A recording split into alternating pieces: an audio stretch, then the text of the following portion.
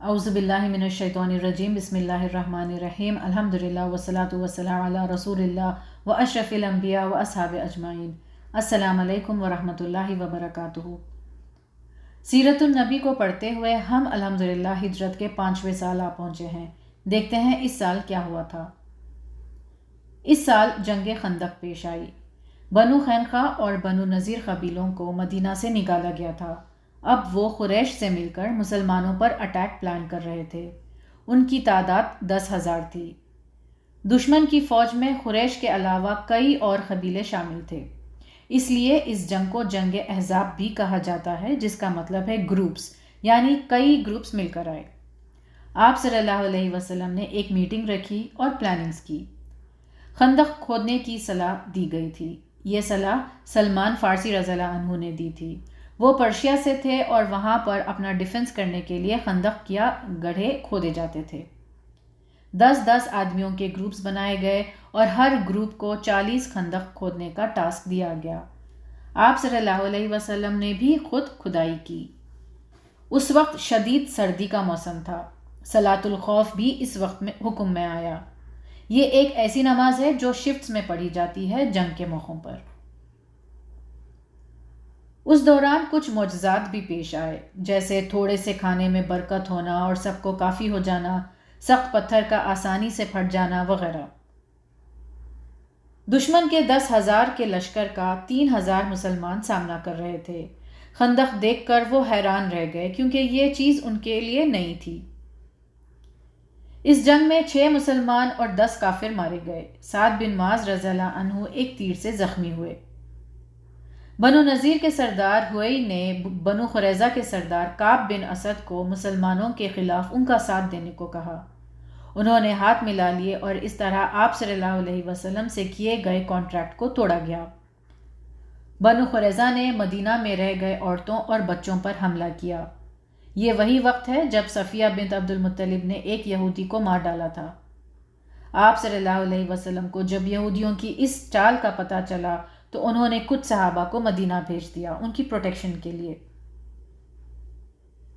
سردی، ہوا اور بارش سے کافر پریشان ہونے لگے اور واپس ہونے کی تیاری کرنے لگے۔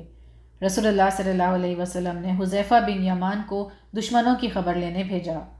انہوں نے بتایا کہ دشمن لوٹنے کی تیاری کر رہے ہیں۔ ذلت اور رسوائی لیے وہ وہاں سے چل پڑے تھے۔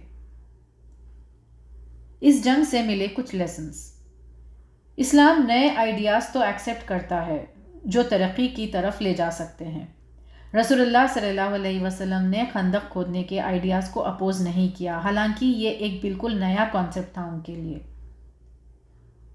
جنگ خندق کے ٹائم پر سلمان فارسی، جنہوں نے خندق کھودنے کا آئیڈیا دیا تھا، ان کی عمر 70 سے 100 سال کے درمیان بتائی جاتی ہے۔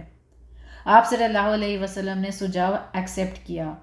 پہلے ہم نے دیکھا کہ آپ صلی اللہ علیہ وسلم نے نوجوانوں سے بھی مشورے ایکسیپٹ کیے۔ اس سے یہ پتہ چلتا ہے کہ اگر ٹیم میں مختلف عمر کے لوگ ہوں تو سب سے کنسلٹ کیا جا سکتا ہے۔ عمر کی زیادتی یا کمی نہیں دیکھی جائے گی۔ غزوہ بنو قریظہ۔ ذوالقعدہ 5 ہجری میں جنگ خندق سے لوٹنے کے بعد آپ صلی اللہ علیہ وسلم کو جبرائیل علیہ السلام نے کہا کہ اللہ نے آپ کو بنو قریظہ سے لڑنے کو کہا۔ آپ صلی اللہ علیہ وسلم فوراً اس حکم کو عمل میں لائے۔ ابن مکتوم کو مدینہ کا انچارج بنایا گیا۔ 3,000 سپاہی اور 30 گھڑ سوار کو علی بن ابو طالب لیڈ کر رہے تھے۔ راستے میں عصر کی نماز کا وقت آیا۔ کچھ مسلمانوں نے وقت پر نماز ادا کرنی چاہی اور کچھ نے منزل پر پہنچ کر پڑھنے کا ارادہ ظاہر کیا۔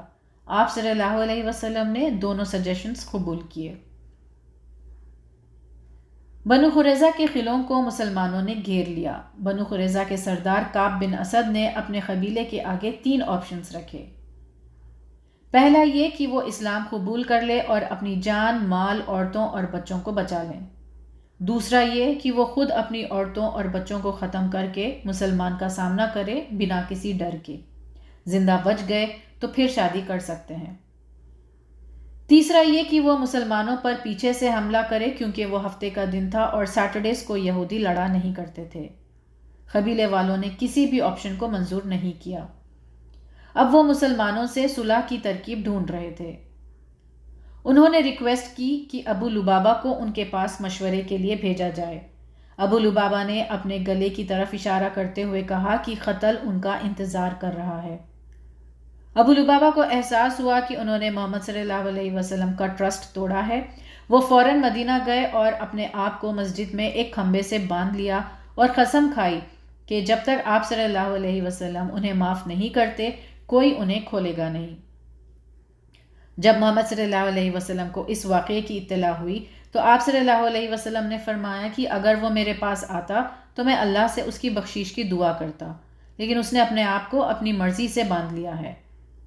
ابو لبابہ اس طرح 6 راتوں تک بندھے رہے۔ نماز کے ٹائم پر ان کی بیوی انہیں کھول دیتی، نماز ادا کرنے کے بعد دوبارہ باندھ دیتی۔ اللہ نے پھر انہیں معاف کیا اور آپ صلی اللہ علیہ وسلم نے انہیں کھول دیا۔ 25 دن تک مسلمان انہیں گھیرے رہے۔ سردی، بھوک اور پچھلی جنگ کی تھکان ان پر طاری تھی۔ اللہ نے یہودیوں کے دلوں میں خوف پیدا کیا۔ حالانکہ ان کے پاس کھانے اور پینے کا مزید سامان موجود تھا، انہیں رسول اللہ صلی اللہ علیہ وسلم کی بات ماننی پڑی۔ رسول اللہ صلی اللہ علیہ وسلم نے سعد بن معاذ رضی اللہ عنہ کو فیصلہ لینے کو کہا۔ انہوں نے کہا کہ مردوں کو مار دیا جائے، عورتوں اور بچوں کو قید کر لیا جائے اور مال کو مسلمانوں میں تقسیم کر دیا جائے۔ آپ صلی اللہ علیہ وسلم نے ان کا مشورہ قبول کیا۔ آپ صلی اللہ علیہ وسلم نے ریحانہ بنت عمرو کو آزاد کر کے اپنی لونڈی بنا لیا۔ سعد بن معاذ رضی اللہ عنہ اپنے زخموں سے وفات پا گئے۔ ان کی موت پر اللہ کا عرش ہلا تھا۔ ایسا کسی اور کی موت پر کبھی نہیں ہوا۔ اس کی 2 تعبیریں بتائی جاتی ہیں۔ پہلا یہ کہ خوشی سے عرش کانپ اٹھا اور دوسرا یہ کہ غصے سے لرز اٹھا کیونکہ ان کا قتل کیا گیا۔ دونوں بھی انسان کے اندازے ہیں، حقیقت اللہ ہی بہتر جانتا ہے۔ اس غزوے کے بعد رسول اللہ صلی اللہ علیہ وسلم کا نکاح زینب بنت جہش سے ہوا۔ زینب بنت جہش رضی اللہ عنہا رسول اللہ صلی اللہ علیہ وسلم کی پھپھیری بہن تھی۔ اس سے پہلے وہ آپ صلی اللہ علیہ وسلم کے منہ بولے بیٹے زید بن حارث رضی اللہ عنہ کی بیوی تھی۔ ان سے ان کا طلاق ہو چکا تھا۔ اللہ نے زینب بن جہش کا نکاح آپ صلی اللہ علیہ وسلم سے آسمان پر کیا تھا، اور اس بات کو زینب رضی اللہ عنہا اپنی کو وائف سے بہت خوشی سے کہتی تھی۔ اس شادی سے اسلام میں یہ حکم جاری ہوا کہ اڈاپٹڈ بیٹا سگا بیٹا نہیں ہوتا اور اس کی بیوی یا مطلقہ بیوی سے شادی کی جا سکتی ہے۔ 5ویں ہجری کے ختم پر حجاب کا حکم نازل ہوا۔ آج کا سیشن یہاں اینڈ ہوتا ہے۔ وآخر دعوانا ان الحمد للہ رب العالمین۔ السلام علیکم ورحمۃ اللہ وبرکاتہ۔